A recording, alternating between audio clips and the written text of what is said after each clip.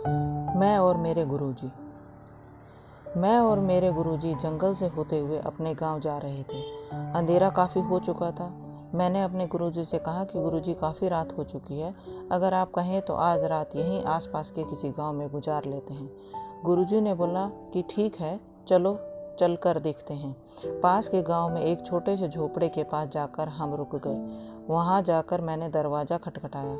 उस घर से एक गरीब आदमी बाहर आया। गुरुजी ने उससे बोला कि हम अपने गांव जा रहे थे, लेकिन काफ़ी रात हो गई, सोचा कि इस गांव में रुक कर रात गुजार लेते हैं। क्या आज हम आपके घर रात रुक सकते हैं?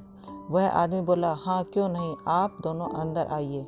मैं और गुरुजी अंदर चले गए। हमने देखा कि वह आदमी बहुत ज़्यादा गरीब था। गुरुजी ने उनसे पूछा कि आप क्या काम करते हो? वह आदमी बोला कि हमारे पास बहुत सारी ज़मीन है।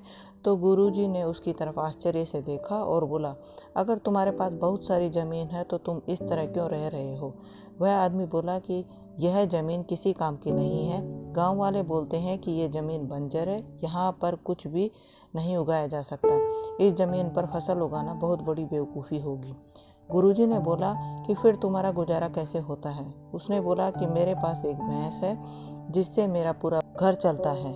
ये सुनने के बाद गुरुजी सो जाते हैं। काफ़ी रात में जब सब लोग सो रहे होते हैं तब गुरुजी मुझे उठाते हैं और बोलते हैं कि चलो अपने गांव चलते हैं। मुझे कुछ समझ नहीं आया और मैं गुरुजी के साथ चल दिया। गुरुजी से कुछ पूछने की हिम्मत नहीं थी। थोड़ी देर बाद मैं देखता हूँ कि इस गरीब आदमी की भैंस भी गुरुजी ने अपने साथ ले ली। मैंने गुरुजी से पूछा कि आप ये क्या कर रहे हैं? गुरुजी, आप ये गलत तो नहीं कर रहे हैं?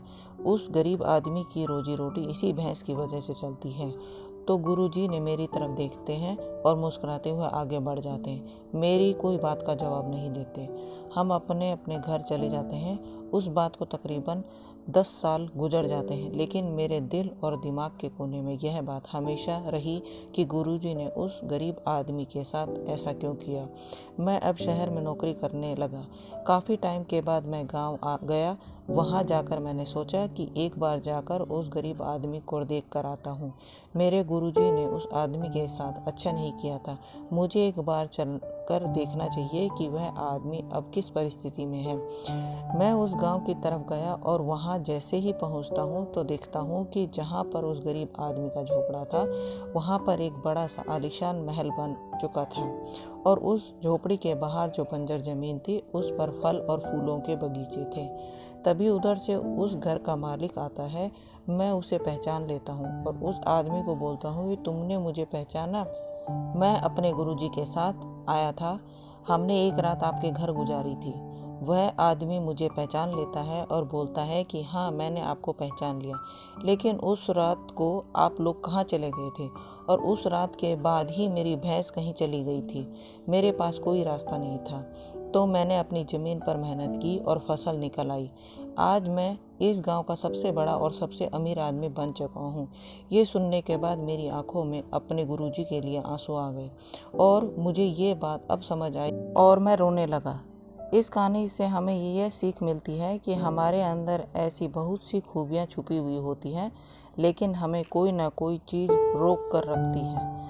वो आपके परिवार वाले भी हो सकते हैं, आपकी नौकरी भी हो सकती है, कुछ और भी हो सकता है। देखिए, आपके आसपास भी भैंस की जैसी कोई दूसरी चीज़ तो नहीं जिसने आपको आगे बढ़ने से रोक कर रखा हो।